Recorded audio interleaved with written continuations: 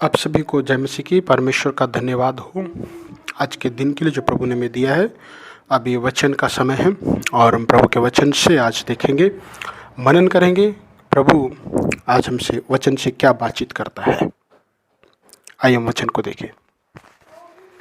ठीक है, आज के मनन के लिए भजन संख्या 112 अध्याय 1 वचन से लेकर के पूरा हम लोग उसको पढ़ेंगे। परमेश्वर का धन्यवाद हो इस भजन संहिता के लिए। और इस भजन का जो हेडिंग दिया गया वो है परमेश्वर के भक्त का आनंद।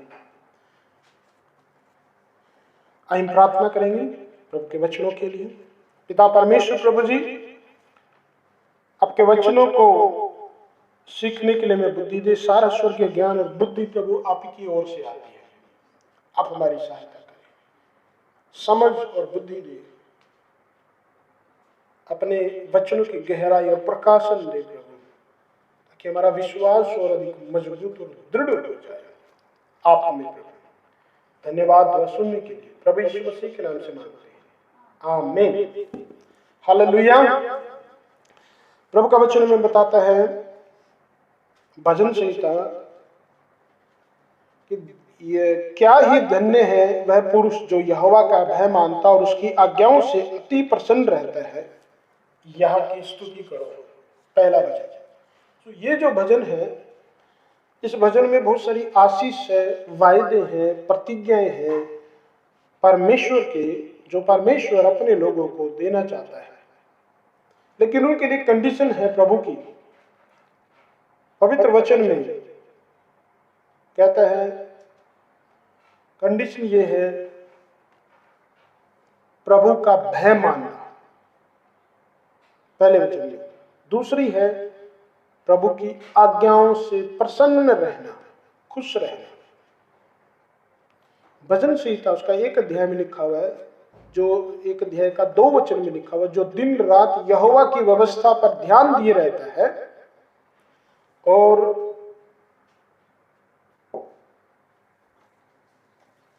उससे प्रसन्न रहता है। वो बहती नालियों के किनारों पर लगे हुए पेड़ों के समान है, जो कभी भी सूखता नहीं है, जिसकी जड़ हमेशा पानी में रहती है और उसके पत्ते कभी मुरझाते नहीं, वो अपनी ऋतु में फलता रहता है।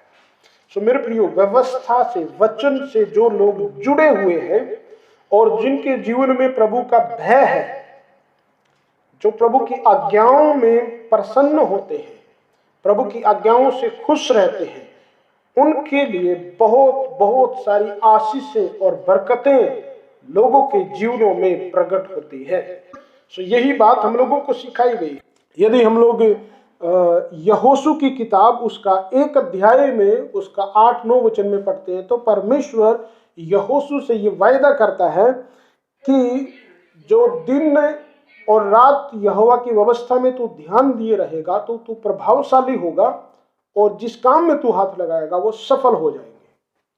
तो परमेश्वर के वचनों से और उसकी आज्ञाओं से प्रसन्न रहने वाले व्यक्ति के लिए बहुत सारी आशीषें हैं और प्रतिज्ञाएं हैं, परमेश्वर उनको देता है। इसलिए क्या आशीषें हैं? 2 वचन में लिखा हुआ है, उसका वंश पृथ्वी पर पराक्रमी होगा। हालेलुया। संतान की आशीष होगी, उनकी संतान उनकी जैसी नहीं रहेगी। वो पराक्रमी, बड़े बड़े काम करने वाली होगी, अद्भुत होगी। 2 आगे कहता है, सीधे लोगों की संतान आशीष पाएगी। हालेलुया। क्या होगा? संतान क्या होगा? आशीष पाएगी। और उसके घर में धन संपत्ति रहती है, उसके घर में धन संपत्ति बनी रहेगी। यह परमेश्वर की आशीष है। और उसका धर्म सदा बना रहेगा। उसका जो जीवन, उसके जीवन का जो फल है वो कभी खत्म नहीं होगा। परमेश्वर की नजरों में अनंत जीवन के लिए स्थिर रहेगा। दुनिया के कुछ काम हम लोग करते हैं और वो समाप्त हो जाते हैं, लेकिन जो लोग अनंत जीवन के लिए, उनका फल, उनके काम सर्वदा बने रहेंगे। इसलिए हम लोग आगे पढ़ते हैं 4 वचन में, सीधे लोगों के लिए अंधकार के बीच में ज्योति उदय होती है, वह अनुग्रहकारी, दयावंत और धर्मी होगा। आजकल एक अंधकार की जैसा टाइम है और कुछ किसी भी कामों के लिए, बातों के लिए सीधे लोगों के लिए अंधकार के बीच में जो ज्योति उदय होती है।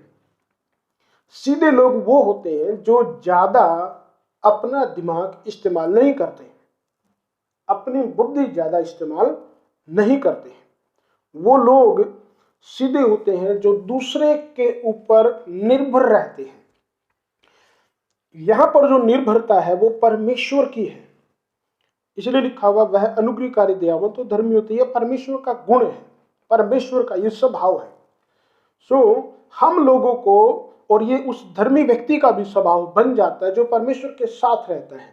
हम लोगों को परमेश्वर की बुद्धि और समझ का सहारा लेना है, ना कि अपनी बुद्धि समझ का सहारा लेना, नहीं तो हम बहुत बार फंस जाएंगे। हालेलुया। इसलिए नीति वचन में कहा गया है कि तो अपनी समझ का सहारा ना लेना, वरन संपूर्ण मन से यहोवा पर भरोसा रखना। यहां पर यही वचन है। जो लोग संपूर्ण मन से प्रभु पर भरोसा रखते हैं तो उनके लिए अंधकार में ज्योति उदय होती है, वो जो सीधे रास्ते परमेश्वर निकालता है। इसलिए हमें और आपको डरने की आवश्यकता नहीं है। फिर है जो तीसरी कंडीशन आती है, दो कंडीशन है, प्रभु का भय मानना, आज्ञाओं से प्रसन्न रहना, पालन करना, ये आशीष उसके जीवन में। 5 वचन में कहता है वह पुरुष अनुग्रह करता और उधार देता है। उद्धार नहीं है, उधार। जैसे दुकान से कुछ चीजें उधार लेके आते हैं, पैसा उधार देना किसी को या उसकी मदद करना अपने से कमजोर निर्बल लोगों की, उसका कल्याण होता है, उसको आशीर्वाद मिलते हैं। कल्याण का मतलब है वह न्याय में अपने मुकदमे को जीतेगा। जिन लोगों का मन दिल उदार होता है, उदार खुले दिल के होते हैं, जो दूसरों की सहायता करने में पीछे नहीं हटते हैं, उनके जीवनों में भी बहुत सारी आशीष आती है। और ये जो बात जुड़ी है, ये दान से भी जुड़ी हुई है, भेंट से जुड़ी हुई है। 9 वचन में कहा गया है उसने उदारता से दरिद्रों को दान दिया, उसका धर्म सदा बना रहेगा। हालेलुया। उसने उदारता से दरिद्रों को, गरीबों को, कंगालों को, जो जरूरतमंद लोग उनको दान दिया और उसका धर्म सदा बना रहेगा। आपको पता है ये जो वचन है ये यीशु मसीह को दर्शाता है। यीशु मसीह को दर्शाता है। प्रभु यीशु मसीह के लिए भविष्यवाणी है। प्रभु यीशु मसीह ने अपने आप को, अपने शरीर को दान दे दिया, भेंट कर दिया, बलिदान दे दिया, चढ़ा दिया क्रूस पर। इसलिए उसका धर्म, उसका रास्ता आज तक और सदा सर्वदा बना रहेगा। दान देना, भेंट देना, अपने धन से, खाने पीने की चीजों से, अन्य चीजों से छोटी बात नहीं है। इसलिए बाइबल कहती है प्रेरितों के काम में लेने से देना धन्य है। हालेलुया। लेने से देना धन्य है। बहुत सारे लोगों के पास सब कुछ होते हुए भी आजकल जो है ले करके रख लेते हैं, अपने भंडार भर लेते हैं, उनका पड़ोसी चाहे भूखा मरे। एक सच्चा विश्वासी ऐसा नहीं होगा। अगर हमारे पास है खाने के लिए, यदि हमारे पास और आता है तो हम एक किसी जरूरतमंद को ढूंढे, उसको दे, उससे बात करें। ऐसे ही किसी को हम लोगों को देते देते नहीं जाना है ऐसे टाइम पे। हालेलुया। सच में जरूरत है तो जरूर हम लोग उसको दें, और अगर हम दे सकते हैं, यदि हमें जरूरत है, अगर हमें कहीं से सहायता मिलती है, प्रभु रास्ता खोलता है, तो हम जरूर ले सकते हैं, वो कोई पाप नहीं है। हालेलुया। तो इसलिए उसने उदारता से दरिद्रों को दान दिया और उसका धर्म सदा बना रहेगा। ये अनंत जीवन के लिए है, अनंत कालीन उसका धर्म कभी समाप्त नहीं होगा। और आगे वचन कहता है उसका सींग महिमा के साथ ऊंचा किया जाएगा। उसका सींग महिमा के साथ ऊंचा किया जाएगा। सींग का मतलब क्या है? अगर आप दानियेल की किताब में प्रकाशित वाक्य में पढ़ते हैं, एक जानवर है और उस जानवर के जो है 10 सींग निकलते हैं, और उन्हें एक सींग, फिर एक छोटा सींग निकलता है और वो दूसरे 3 सींग को गिरा देता है। सींग जो है अधिकार को दर्शाते हैं, पावर को दर्शाते हैं, उसकी हुकूमत को दर्शाते हैं, राज्य को दर्शाते हैं। जो लोग दान देते हैं उनका धर्म सदा बना रहेगा और उनकी पावर, उनकी सामर्थ बढ़ती और बढ़ती जाएगी, महिमा के साथ ऊंचा किया जाएगा, उनका नाम ऊंचा किया जाएगा। अब यीशु मसीह को देखिए, प्रभु यीशु मसीह को, प्रभु यीशु मसीह ने अपना बलिदान दिया। फिलिपियों की पत्री उसका 2 अध्याय में हम लोग इस प्रकार से पढ़ते हैं कि परमेश्वर का वचन वहां पर कहता है कि उसने अपने आप को ऐसा शून्य कर दिया कि परमेश्वर होने की समानता में भी अपने आप को उसने वो नहीं समझा, मनुष्य की दास की समानता में हो गया और अपने आप को इतना आज्ञाकारी रखा कि क्रूस की मृत्यु भी सह ली। और परमेश्वर ने उसको इतना महान किया कि सब नामों के ऊपर ऊंचा नाम प्रभु ने दिया। हालेलुया। इसलिए बाइबल कहती है हर एक घुटना झुकेगा, हर एक जीभ कहेगी कि यीशु मसीह ही प्रभु है। हालेलुया। यीशु मसीह को हम लोग जो है बलिदान होने से पहले दुनिया नहीं जानती थी। जितना नाम महिमा आज प्रभु यीशु मसीह का पाता है, आराधना, उतना बलिदान होने से पहले नहीं था। इसलिए बलिदान, दान, कुर्बानी, भेंट बहुत जरूरी है। हर एक व्यक्ति को ये सीखना है, हर एक विश्वासी को सीखना है, यदि आप चाहते हैं आपके बच्चे, आपके परिवार भविष्य आदर पाए। बहुत सारे लोगों के बच्चे बिगड़ जाते हैं, बहुत सारे लोगों के बच्चे जो है सही मार्ग में नहीं होते हैं। आपको अपने बच्चों के नाम से कुछ दान करना चाहिए। बच्चों को बहुत कुछ होगा आपके पास देने के लिए, अच्छे कपड़े, अच्छा खाना, सब कुछ, लेकिन फिर भी हो सकता है कि बच्चे बिगड़ जाए। लेकिन इसलिए वचन कहता है, 2 वचन में हम पढ़ते हैं, उसका वंश पृथ्वी पर पराक्रमी होगा और सीधे लोगों की संतान आशीष पाएगी। परमेश्वर और वो पराक्रमी होंगे। परमेश्वर आपके बच्चों के फ्यूचर को बदल सकता है। इसलिए अपना समर्पण, धन, टाइम, पैसा, खाने पीने की चीजों के द्वारा प्रभु को जरूर दिखाएं, प्रेम करें परमेश्वर से। बाइबल को पढ़े, देखें किन किन लोगों ने कैसे कैसे बलिदान किए, प्रभु ने उनको कैसे कैसे आशीषें दिया है। तो इसलिए आगे प्रभु का वचन में हम लोग पढ़ते हैं। जो आज का जो मुख्य वचन है वो ये है, जो 7 और 8 वचन सुबह भी मैंने आपको भेजा था। वह बुरे समाचार से नहीं डरता और उसका हृदय यहोवा पर भरोसा रखने से स्थिर रहता है। उसका हृदय संभला हुआ है, इसलिए वह न डरेगा, वरन अपने शत्रुओं पर दृष्टि करके संतुष्ट होगा। हालेलुया। सो प्रभु के वचन को जो हम पढ़ते हैं, हमें कभी भी किसी भी बुरी से बुरी बात से डरना नहीं है। कैसे हो सकता है? क्या हम ऐसा हो सकता है कि हमें कभी भी किसी बात से डर ना लगे? बाइबल में से आज हम देखेंगे हम अपने डर को कैसे खत्म कर सकते हैं, हम अपने डर के ऊपर कैसे विजय पा सकते हैं। जिस व्यक्ति का भरोसा, विश्वास प्रभु के ऊपर है और वो कुछ कामों को करता है, उसका जो सहारा, उसके मन के अंदर जो तसल्ली होगी, वो तसल्ली परमेश्वर की ओर से उसके मन के अंदर होगी। और जब भी वो उसके ऊपर कुछ विपत्ति आएगी, कोई बुरा समाचार उसको मिलेगा या कोई उसको लगेगा कि कुछ घटना हो सकती है, कुछ परेशानी हो सकती है, तो उसका हृदय प्रभु की ओर जाएगा। कैसे जाएगा? प्रभु को कह सकते हैं, जो हिजकिया की तरह, प्रभु देख मैं तो तेरी साथ ठीक चला हूं, मैं मरना नहीं चाहता।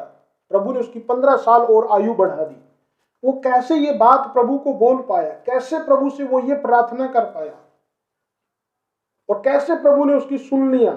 उसका कारण था कि वो केवल उसी दिन उसने घुटने रखकर पश्चाताप नहीं किया, वो पिछले जीवन भर अपने प्रभु के साथ चला, धार्मिकता का जीवन जिया। इसलिए प्रभु के सामने दिल खोलकर कह पाया, प्रभु मैंने तेरी आज्ञाओं को माना है, मैंने तेरे वचन के अनुसार चला हूं और प्रभु मैंने वो किया जो तू चाहता है, मैंने प्रभु आपको प्रसन्न किया है और प्रभु आपके लोगों के साथ मैंने बुरा नहीं किया है। इसलिए वो दिल खोलकर प्रभु को बोल पाया विश्वास के साथ कि बुरा समाचार आया उसके पास, हिजकिया के पास। बुरा समाचार क्या था? कि तू मर जाएगा। उसको फोड़ा हो गया था, उसको बीमारी हो गई थी कि वो मर जाएगा और नहीं बचेगा, शायद कैंसर। लेकिन मेरे प्रियो, उसी दिन उसकी आयु 15 साल बढ़ा दी गई। वो डरा, लेकिन प्रभु के चरणों में बैठा। हो सकता है आपके ऊपर कर्जा हो सकता है कोई बीमारी हो सकता है शायद नौकरी चली गई हो सकता है काम नहीं है, और हो सकता है घर में तंगी होगी, घर में परेशानी होगी, और कहीं डर के कारण बच्चों के लिए शादी की चिंता हो सकती है, पढ़ाई की चिंता हो सकती है, नौकरी की चिंता हो सकती है, कोई शत्रु होगा, दुश्मन होंगे, इंसान, शैतान या आस पड़ोस के कोई लोग कोई परेशान करता होगा। क्या आप उनसे डरते और घबराते हैं? तो आज का वचन आपके लिए है, परमेश्वर पर भरोसा रखने वाले लोगों, प्रभु की आज्ञा का पालन करने वाले लोगों, आपका हृदय में प्रभु में मजबूत हो जाए। दान देने के द्वारा डर खत्म होता है। हालेलुया। दान देने के द्वारा डर खत्म होता है। कैसे? प्रभु यीशु मसीह ने कहा, स्वर्ग में अपना धन इकट्ठा करो, जहां पर चोर चुरा नहीं सकता है, कीड़ा और काई उसको खा नहीं सकते हैं, क्योंकि जहां तेरा धन होगा वहीं तेरा मन भी होगा। सो इसलिए जहां धन होगा वहीं मन होगा। अगर आप दान दे करके अपना धन स्वर्ग में इकट्ठा कर रहे हैं, तो आपका मन स्वर्ग में होगा, परमेश्वर के पास होगा। यह पे यही वचन कहता है कि बुरे समाचार से वो नहीं डरता है, उसका हृदय यहोवा पर भरोसा रखने से संभला हुआ है। इसलिए आज्ञाओं को मानने वाले लोग, प्रभु का भय मानने वाले लोग और दान देने वाले लोग, हमेशा उनका हृदय स्वर्ग में रहता है। परमेश्वर उनके मन को, उनके विचारों को, हृदय को संभाल कर रखता है। उनको गड़बड़ी में आने नहीं देता है। बहुत बार बहुत सारे लोगों को कुछ बात सुनते ही हार्ट अटैक हो जाता है। कारण क्या है हार्ट अटैक होने का? अगर कुछ बात सुनकर, तो उसका कारण ये उनका भरोसा, विश्वास परमेश्वर पर नहीं होता। अय्यूब को देखिए, कितने बुरा समाचार, 10 बच्चे मर गए, कंगाल हो गए, लूट गया। उसने कहा प्रभु ने दिया, प्रभु ने लिया, प्रभु का नाम धन्य है। उसका हृदय, उसका मन प्रभु में कितना मजबूत था। आज आपको कोई बुरी खबर मिलती है तो आपकी क्या हालत होगी? क्या आपका मन मजबूत है? चिल्लाएंगे, रोएंगे, तड़फेंगे, क्या करेंगे? अय्यूब के समान धन्य कहेंगे? मान लीजिए, थोड़ी देर के लिए सोच लीजिए, कोरोना हो गया किसी को, आपके पड़ोस में ही हो गया, आपकी क्या हालत होगी? अगर खुद को हो गया तो फिर क्या हालत होगी? कई लोग आधे तो उसी टाइम मर जाएंगे। लेकिन प्रभु पर भरोसा रखने वाले लोगों को कुछ भी हो जाए, वो नहीं डरेंगे, क्योंकि हमने प्रभु को जान लिया है, जो कोरोना का भी बाप है, शैतान का भी बाप है। यीशु मसीह के कोड़े खाने से हम चंगे हो चुके हैं। चोट से, दुष्टात्मा से, बुखार से और बीमारियों से, कोरोना के लिए भी प्रभु ने कोड़े खाए हैं कि इससे भी हम चंगे हो जाए। और इससे भी बड़ी कोई महाविपत्ति, बीमारी, कोई भी वायरस आएगा, उसके लिए भी प्रभु ने दाम चुका दिया। उसका भी इलाज प्रभु यीशु मसीह ने पहले ही कर दिया है। हालेलुया। इसलिए हमें डरने की आवश्यकता नहीं है। चलिए थोड़ी सी देर हम लोग एक बात को सोचिए। आप लोग मान लीजिए नौकरी चली गई, कोरोना हो गया, ज्यादा से ज्यादा क्या हो सकता है? ज्यादा से ज्यादा क्या हो सकता है? मरने के ज्यादा चांस है या ठीक होने की ज्यादा चांस है? जितने लोगों को भारत में, आज सुबह मैं न्यूज नहीं देख पाया, लेकिन पता नहीं, मुझे अगर किसी को याद है तो बता दीजिए, कितने लोगों को कोरोना हुआ भारत में? 10,000 ज्यादा, 23,000 लोगों को, आइडिया मुझे कंफर्म नहीं है। मरे कितने हैं? 700 कुछ है। ठीक कितने हुए हैं? 5,000 कुछ। हालेलुया। तो देखिए, ठीक होने वाले ज्यादा, मरने वाले ज्यादा है। ठीक होने वाले ज्यादा है, तो फिर इसमें घबराने की क्या बात है। और दुनिया के लोग जब ठीक हो रहे हैं तो क्या प्रभु अपने लोगों को नहीं करेगा? कई लोग बोल रहे हैं अंग्रेज ज्यादा मर रहे हैं। अंग्रेज पाप ऐसे करते हैं, काम ऐसे ऐसे करते हैं तो मरेंगे, मानते नहीं है बात, घरों में नहीं रुकते। अंग्रेज हैं प्रभु को मानने वाले, सब अंग्रेज नहीं है। बहुत सारे अंग्रेजों ने प्रभु को छोड़ दिया, इसलिए प्रभु का क्रोध उनके ऊपर आया हुआ है। नंगे घूमते हैं, दुनिया को उन्होंने बर्बाद कर दिया, व्यभिचार से भर दिया, बुरी हालत कर दी उन लोगों ने। उनके रीति रिवाज परंपराएं ऐसी ऐसी गंदी है, लोगों को बिगाड़ दिया उन्होंने। परमेश्वर नहीं छोड़ेगा उनको। अंग्रेजों को देखकर मसीह लोग भी ये पूछते हैं, हम भी दारू पी सकते हैं? अंग्रेज तो पीते हैं। सारे अंग्रेज क्रिश्चियन विश्वासी नहीं है। हालेलुया। इसलिए मेरे प्रिय, मैं अंग्रेजों के ऊपर गुस्सा नहीं हूं, लेकिन उनके काम पर गुस्सा हूं। प्रार्थना करता हूं मैं उनके लिए कि वो भी उद्धार पाए। जैसे भारत में हालत है, लगभग वैसे उनके भी हालात हैं। नाम के हैं बस वो प्रभु के। बहुत लोग ऐसे वहां पे, बहुत लोग अच्छे भी लोग हैं, बहुत प्रभु का भय मानने वाले, भक्ति वाले लोग भी हैं। सब प्रकार के लोग हैं वहां भी। हर एक अंग्रेज को देख करके ये ना सोचे कि वो क्रिश्चियन है। सो मेरे प्रियो, कोरोना भी हो गया तो ज्यादा चांस किसके हैं? ठीक होने के। आपको डरने की जरूरत नहीं। नौकरी चली गई, मान लीजिए काम नहीं मिल रहा है, तो ज्यादा चांस बर्बाद होने के या दोबारा से नौकरी मिलने के हैं? दोबारा बहुत लोगों की नौकरियां गई, बहुत सारे लोगों की दोबारा कुछ ना कुछ काम नौकरी मिल जाता है, छोटा काम मिलता है, फिर से शुरुआत करें। बहुत सारे ऐसे लोग हैं जिनका एक्सीडेंट हो गया है, अब मरने के ज्यादा चांस है, बचने के ज्यादा चांस है? बचने के ज्यादा चांस है। हॉस्पिटलों में डॉक्टर ठीक हो जाते, फिर से नई जिंदगी की शुरुआत करते हैं। तो डरना क्यों? बहुत सारी परेशानी, मुसीबत, समस्याएं जीवन में आती हैं। परिवार टूट गया, शादी टूट गई, रिश्ता टूट गया, तो किसके ज्यादा चांस है? दोबारा से रिश्ते होने के, या जिंदगी में कभी होगा ही नहीं, या हम तो गए, खत्म होगी जिंदगी, बस बर्बाद। दोबारा हो जाएगा, दोबारा चांस है। प्रभु यीशु मसीह कहता है जो मसीह में है वो नई सृष्टि है। प्रभु का वचन हमें सिखाता है। इसलिए क्यों डरना?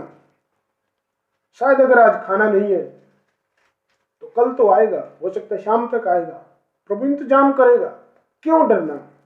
लेकिन हमारा जो दिमाग है, ये जो करप्ट हो रखा है, जो पाप के कारण, नेगेटिविटी के कारण, डर के कारण इतना भरा हुआ है, इतने डरे हुए हैं कि हम लोग सोचते हैं कि अब तो बस गए हम लोग, अब हमारा कुछ नहीं हो सकता है।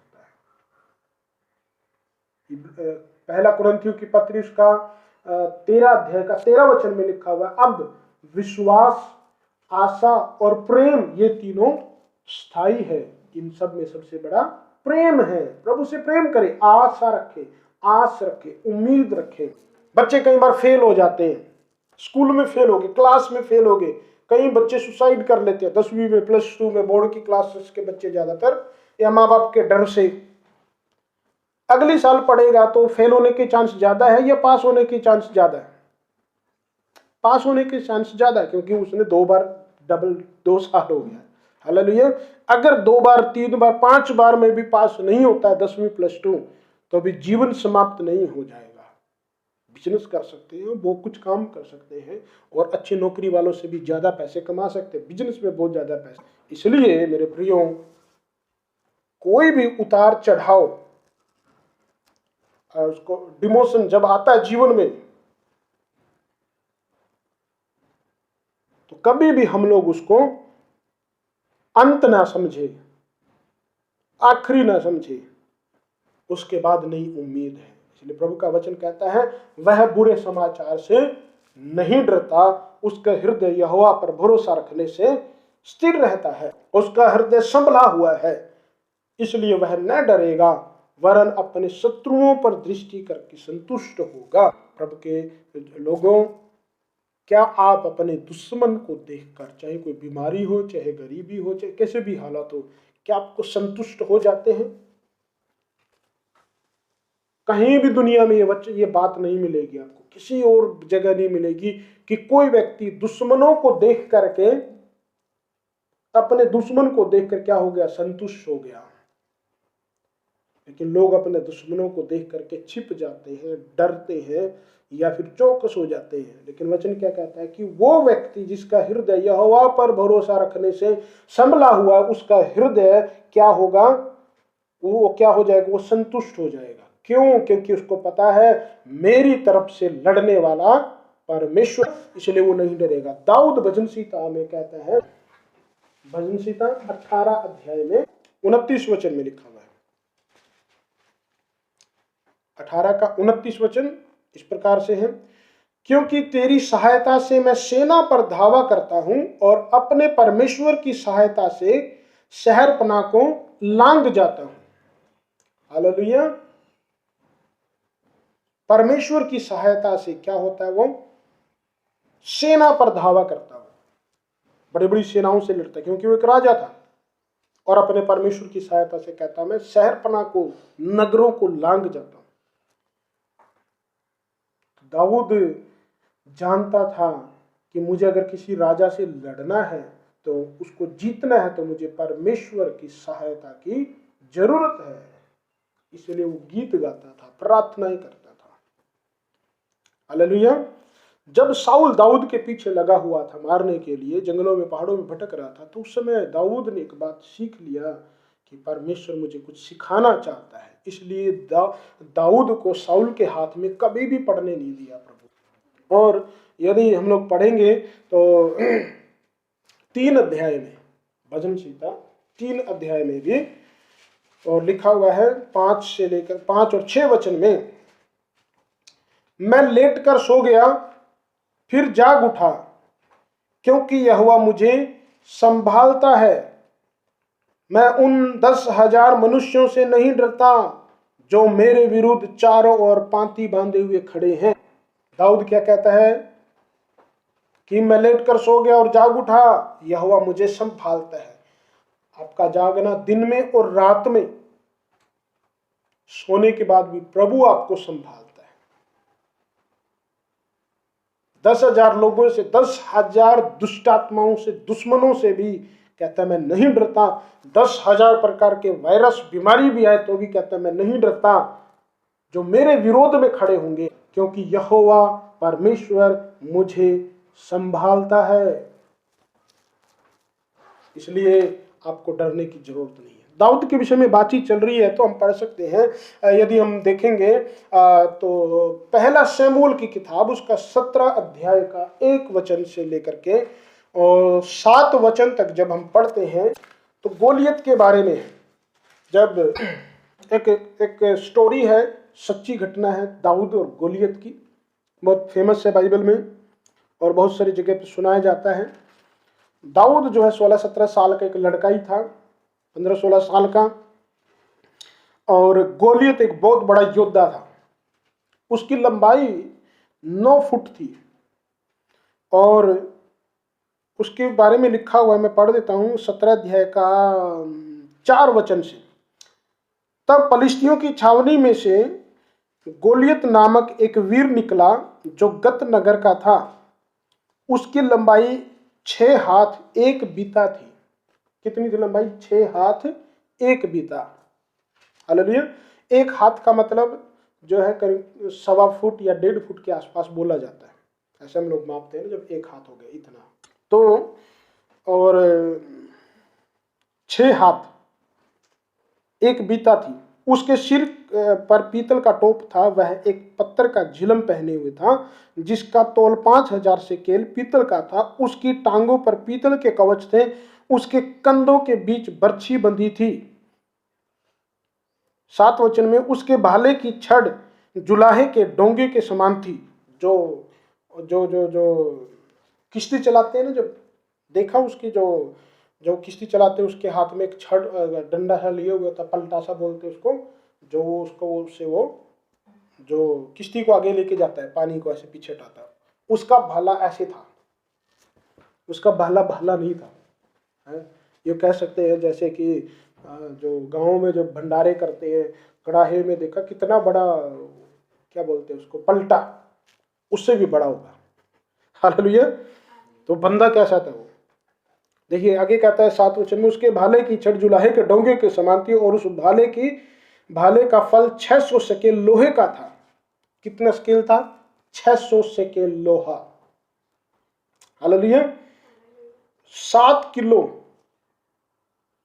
भाले का जो फल था, जो आगे की जो भाले की चोंच थी, जितना भी वो होता है डंडे के अलावा, छड़ के अलावा, वो सिर्फ 7 किलो का था लोहे का। किसी बंदे को लगेगा तो क्या हाल होगा, एक कस्सी के जैसा बोल सकते हैं उसको, इतना चौड़ा था उसका भाला। एक बात नोट करी, इसमें 6 आता है, ऊपर भी 6 आया है, उसकी लंबाई 6 हाथ थी और उसके भाले का छड़ भी 6 हाथ था। ये किसका नंबर है? शैतान का नंबर है। ये वायरस का, बीमारियों का नंबर है, ये दुश्मन का नंबर है। 66 आया इसमें। अगर इसी के बारे में हम आगे जाकर के पढ़ते हैं, गोलियत के बारे में, एक ही गोलियत नहीं था, बहुत सारे गोलियत थे। पता है, गोलियत बोला जाता था दानव को, भयंकर बंदे को, बहुत सारे थे। आगे जाके जब पढ़ोगे ना बाइबल में, और भी बहुत सारे गोलियत की तरह। इस गोलियत की 6 उंगलियां थी, इस हाथ की भी 6, इस हाथ की भी 6, पांव की भी 6 उंगलियां थी। ये शैतान का नंबर, शैतान को दर्शाता है। परमेश्वर ने सिर्फ 5 उंगलियों के लोग बनाए हैं। ये इनको आजकल जैसे सब्जियां, जैसे कि बहुत सारी चीजें, फल, हाइब्रिड, ऐसे लोग थे। इनके अंदर शैतान के दुष्टात्माओं का प्रभाव रहता था। इसलिए ये लोग जो है, इनके अंदर उतना बुद्धि समझ नहीं होता था, इनकी बुद्धि समझ फ्रेश नहीं होता था। इनको लोग इस्तेमाल करते थे, बस ये खाने के लिए जीते थे, इनको चाहे जो मर्जी कराओ। शैतान भी आने वाला है, शैतान का राज्य, यीशु मसीह आ जाएगा, गुप्त बादलों में हम उठाए जाएंगे, शैतान आएगा। वो ऐसे ही परमेश्वर के लोगों से लड़ेगा जैसे ये लड़ा। लेकिन परमेश्वर एक छोटे लड़के के द्वारा ही विजय दिला सकता है। दाऊद को प्रभु ने भेजा, सारी सेना, साउल राजा और जितने जो सेनापति, दाऊद के बड़े बड़े जो बड़े भाई थे, बड़े अच्छे लंबे तगड़े थे, वो भी डरे हुए थे, सब कांप रहे थे, कौन लड़ेगा उससे जाके। दाऊद तो ऐसे ही घूमने के लिए, अपने भाइयों को हालचाल पूछने के लिए गया था, उनको रोटी देने के लिए गया था, और देखा कि सब के सब लड़ाई क्यों नहीं कर रहे हैं, वो इतनी गालियां दे जाता है तुम लोगों को, परमेश्वर को भी। सब डर गए। उसने बोला मैं लड़ूंगा। कुछ बातचीत होने के बाद में दाऊद का मजाक किया गया, छोटा सा लड़का क्या लड़ेगा। दाऊद को कितना जो है कुछ भी नहीं पता, लड़ाई का कुछ भी नहीं पता। लेकिन गोलियत के पास क्या है? ढाल भी है, भाला भी है, कवच भी लगा, हेलमेट भी लगा, पूरा कवर है। दाऊद गया, उसने 5 पत्थर लिए और उसने अपनी गोफन में रखा। गोफन वो होती है जो आजकल या आने वाले दिनों में, अगले महीने में, जो लोग मक्की के लिए इस्तेमाल करते हैं, पक्षियों को उड़ाने के लिए, जिसमें पत्थर कैसे घुमाया जाता है। दाऊद के पास वो थी, क्योंकि भेड़ बकरी चराता था वो। हालेलुया। तो हम लोग जब पढ़ते हैं, दाऊद ने 5 पत्थर लिए, एक पत्थर उसके अंदर रखा और उसने उसको घुमाया। दाऊद ने उसको कहा, आज मैं तेरी गर्दन को काट दूंगा और तेरा मांस मैं चील कौओं को खिलाऊंगा। दाऊद को गोलियत कहता है, क्या मैं कुत्ता हूं जो तू मुझे एक लाठी लेकर के मारने के लिए आता है? वो कहता, मैं सेनाओं के यहोवा के नाम से तेरे पास आता। देखिए लिखा हुआ है 45 वचन में, 17 का 45 वचन, बहुत अच्छा वचन है। दाऊद ने पलिश्ती से कहा, तू तो तलवार और भाला और सांग लिए हुए मेरे पास आता है, परंतु मैं सेनाओं के यहोवा के नाम से तेरे पास आता हूं, जो इजरायली सेना का परमेश्वर, उसी को तूने ललकारा है। आज के दिन यहोवा तुझको मेरे हाथ में कर देगा और मैं तुझको मारूंगा और तेरा सिर तेरे धड़ से अलग कर दूंगा। मैं आज के दिन पलिश्ती सेना के 100 आकाश के पक्षियों, पृथ्वी के जीव जंतुओं को दे दूंगा। तब पृथ्वी के लोग जान लेंगे कि इजराइल में एक परमेश्वर है। हालेलुया। दाऊद, इजरायली लोग एक दुश्मन से, इंसान से भी लड़ने के लिए जाते थे तो वो परमेश्वर पर भरोसा रखते थे, और वैसा ही हुआ। उसने एक पत्थर निकाला, अपने गोफन में रखा, उसको घुमाया, और वो पत्थर जब छोड़ा, उसने सीधा उसके माथे में गड़ गया, और वो उसी समय 49 वचन में लिखा, भूमि पर गिर पड़ा। दाऊद दौड़ा, उसी की तलवार निकाल कर उसी की गर्दन काट दी, और उस समय वो युद्ध जीत गए। मेरे प्रियो, परमेश्वर अद्भुत करने वाला है। दाऊद कैसे गोलियत से, इतने बड़े व्यक्ति से, दुश्मन से, शत्रु से लड़ सका, जबकि सारी सेना, राजा खुद डरे हुए थे। उसका हृदय यहोवा पर भरोसा रखने से संभला हुआ था। उसका विश्वास प्रभु पर था। उसका मन प्रभु में मजबूत था, टिका हुआ था। वो वचनों में, गीतों में, आराधनाओं में प्रभु के लगे रहता था। वो जानता था मेरा परमेश्वर मुझे हालेलुया सफल करेगा। प्रभु उसके साथ था। गोलियत के समान कोई बीमारी, कोई विपत्ति, कोई दुख, गरीबी, कर्जा, कोई दुश्मन, दुष्टात्मा की आपके विरोध में खड़ी है तो आप अपने आप को जांचें कि आपका भरोसा प्रभु पे है या नहीं, या आप दूसरों की प्रार्थना से काम चलवाते रहते हैं। हालेलुया। आपको खुद घुटने रखने हैं, आपको खुद प्रार्थना करनी है, परमेश्वर आपको इस्तेमाल करेगा। छोटे बच्चों को भी प्रभु इस्तेमाल कर सकता है और करता है। परमेश्वर उनको आशीषें भी देता है, इसलिए आपको डरने की जरूरत नहीं है। दाऊद के समान परमेश्वर पर विश्वास करें, उसकी आराधना करें। ज्यादा से ज्यादा कुछ नहीं होगा, नुकसान में बातें ज्यादा नहीं है। कुछ भी कभी भी गड़बड़ी आए, दुश्मन आए तो ज्यादा से ज्यादा चांसेस बचने के हैं, सफल होने के हैं, दोबारा शुरुआत करने के चांसेस ज्यादा से ज्यादा है। एक बार प्रभु यीशु मसीह ने अपने जो है चेलों को जो लेकर के जा रहे थे किश्ती में, हम पढ़ते हैं लूका का सुसमाचार उसका 8 अध्याय का 21 वचन से लेकर 25 वचन तक इस घटना को हम लोग पढ़ते हैं। प्रभु यीशु मसीह बहुत थकावट के कारण और बहुत ज्यादा प्रचार सेवा करते थे, चंगा करते थे। कई बार खाने के लिए भी टाइम नहीं मिलता था प्रभु को, चेलों को, तो बहुत थक जाते थे वो लोग दिन भर में सेवा करते हुए।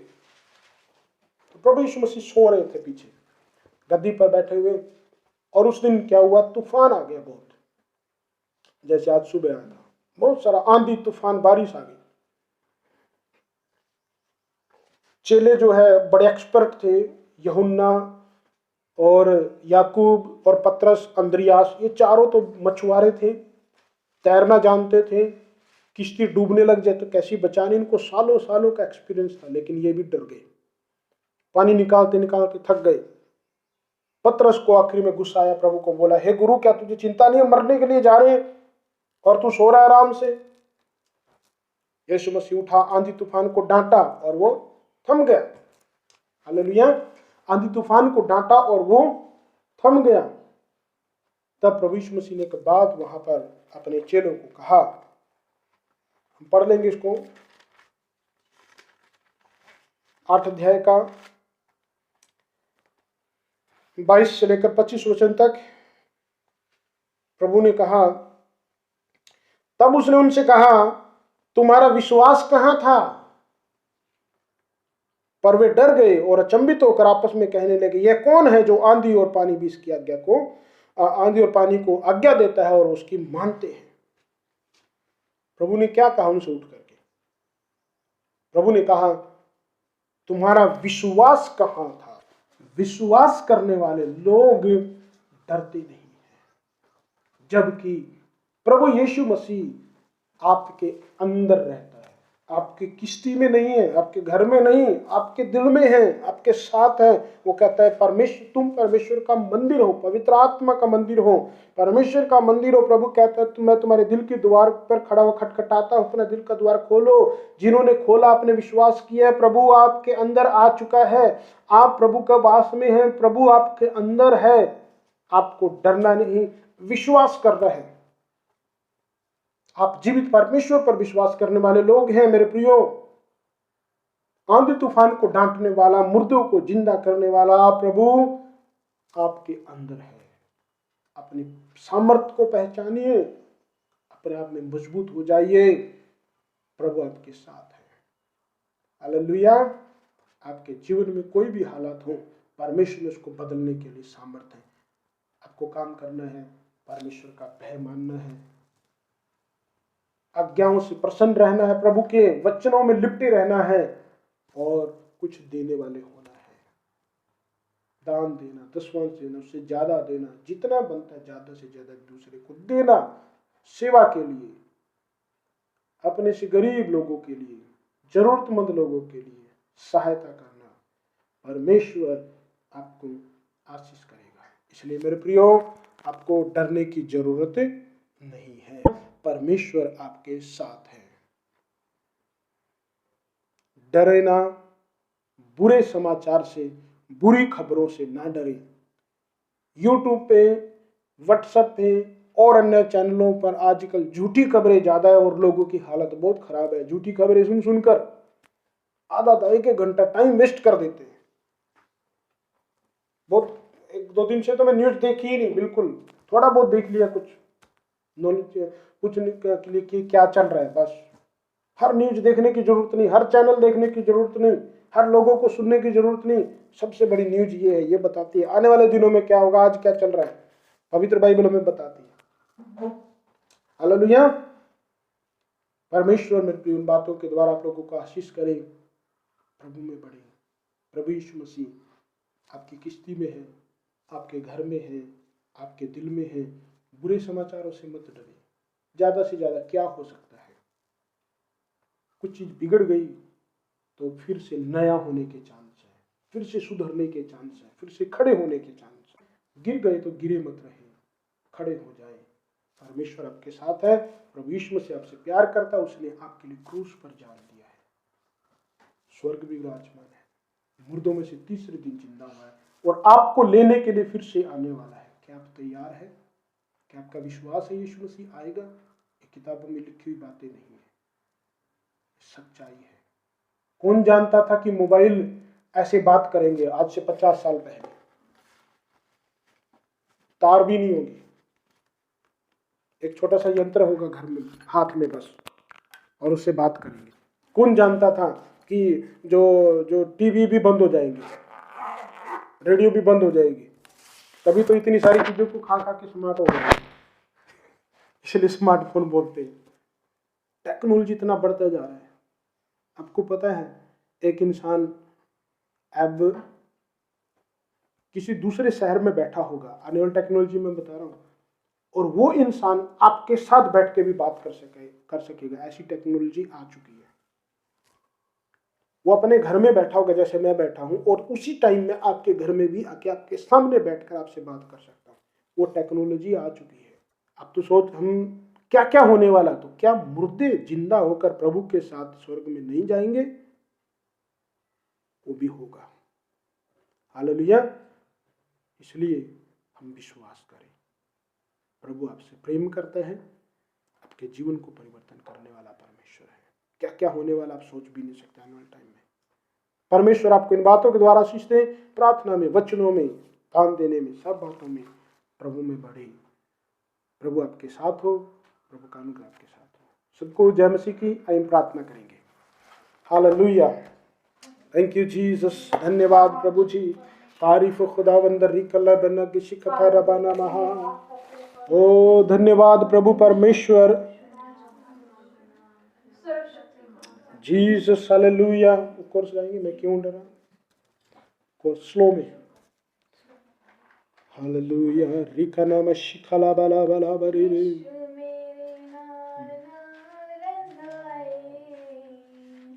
डरे नाओ मैनू बस कहंदा ए, यीशु मेरे नाल नाल रहिंदा ए। डरे नाओ मैनू बस कहंदा ए, ते मैं क्यों डरा,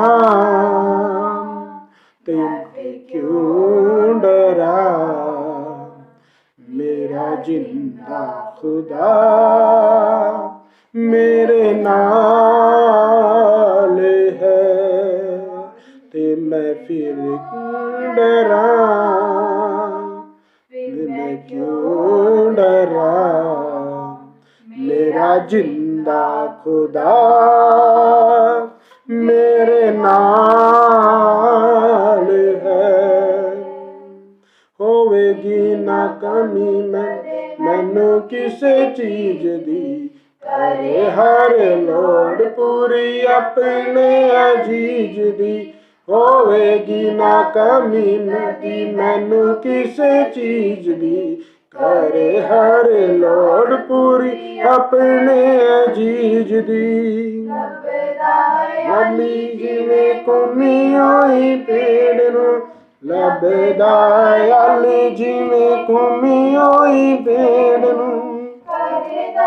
कंजी मेरी पाल है मैं क्यों डरा।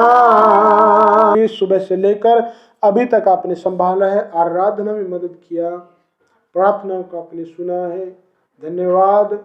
दाऊद कहता है मैं लेट कर सो गया और मैं फिर सुबह जाग उठा क्योंकि यहोवा मुझे संभाल लेगा।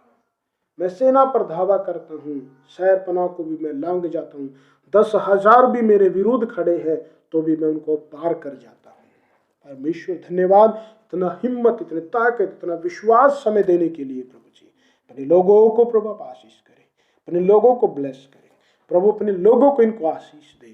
इनके कोई नौकरी को लेकर, कोई बिजनेस को लेकर, काम को लेकर, किन्हीं बातों को लेकर परेशान है, चिंता में है, प्रभु यीशु के नाम में ये चंगे हो जाए और इनके काम जो गोलियत के समान जो मुसीबत, परेशानी, कुछ बातें, बीमारियां इनके घर में, इनके जीवन में, इनके मन में खड़ी हुई है, यीशु के नाम में वो जीवित पत्थर जो प्रभु यीशु मसीह है, वो जीवित चट्टान जो प्रभु यीशु मसीह है, उसके द्वारा ढा दी जाए। हालेलुया।